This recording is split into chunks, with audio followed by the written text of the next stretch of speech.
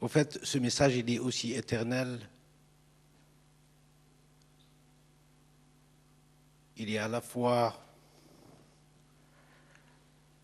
je pense, l'essentiel de tout ce qu'ont dit les sages, les philosophes, les hommes éclairés depuis la nuit des temps.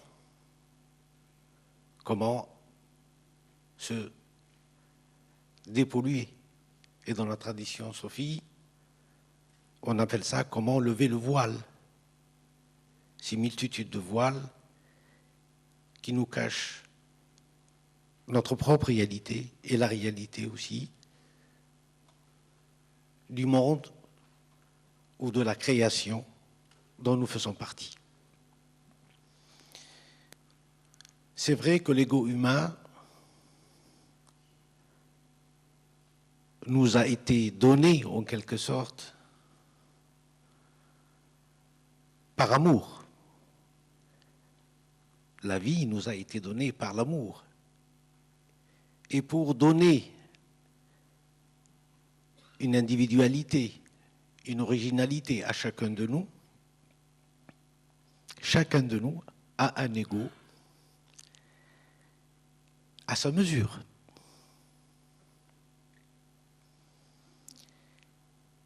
Et cet ego qui, normalement, devait nous servir de tremplin, de monture dans cette aventure terrestre, dans cette vie si courte de la vie terrestre, se retourne contre nous et nous a servi. Nous partons en quelque sorte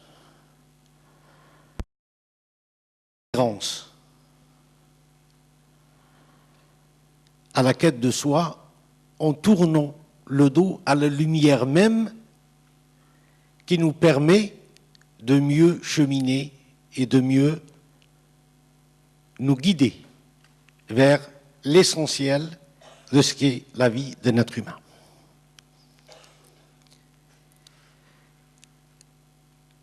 Le constat, je pense, sur l'Occident ou sur l'Orient ou sur la situation présente que chacun de nous pressent ou ressent comme un moment, je crois, difficile et puis un moment incontournable.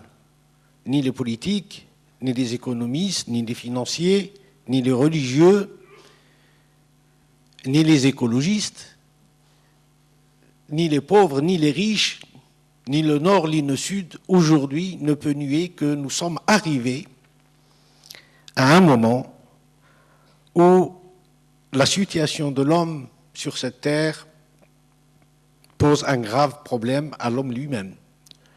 L'homme est devenu un problème pour l'homme.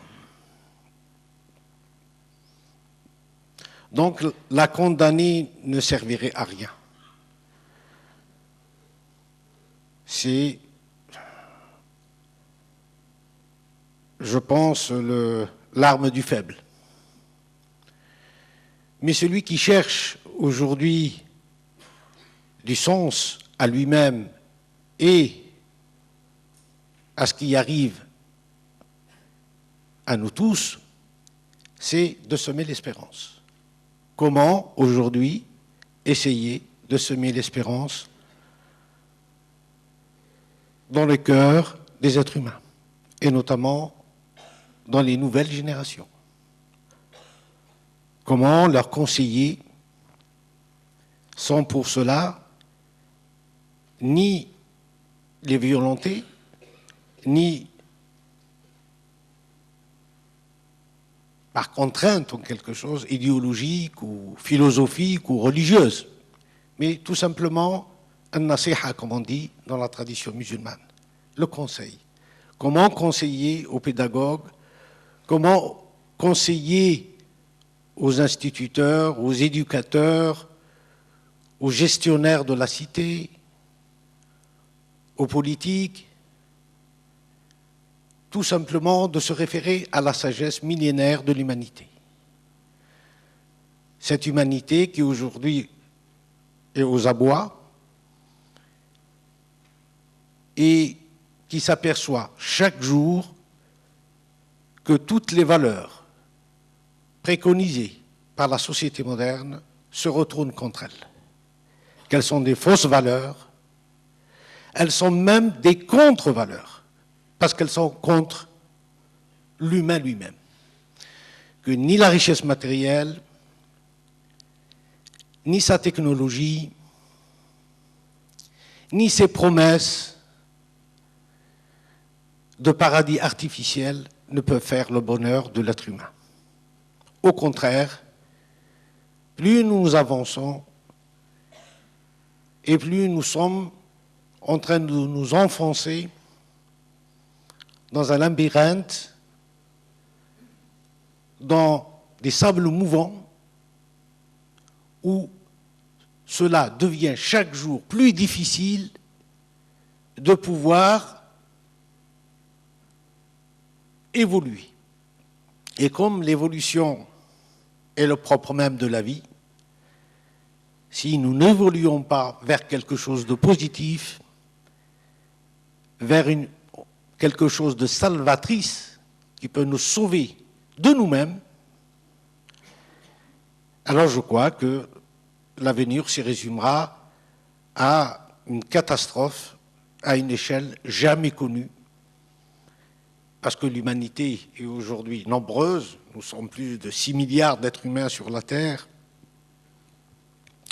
et que les problèmes que nous rencontrerons dans les années à venir se multiplieront à la fois par rapport à la population terrestre, mais de plus en plus par rapport à les problèmes qui vont eux-mêmes susciter de nouveaux problèmes à l'infini. Donc il faut revenir quelque part à un point de départ. Il faut reconnaître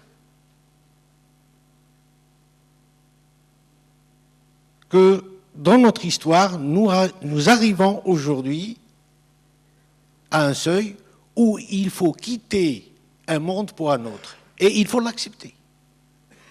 Il faut accepter de sortir du monde du passé vers un monde de l'avenir avec des nouvelles perspectives,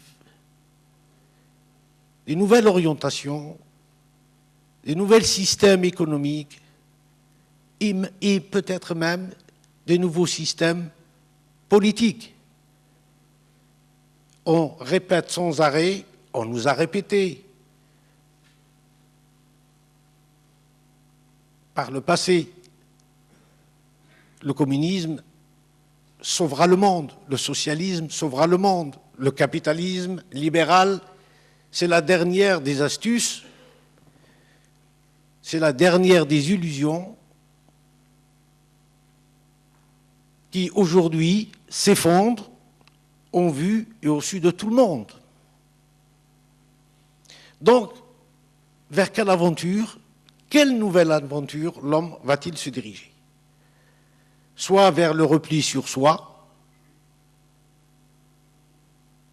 et le choc des civilisations, comme le promettent certains, soit alors vers une humanité qui se retrouve vers le rendez-vous des civilisations,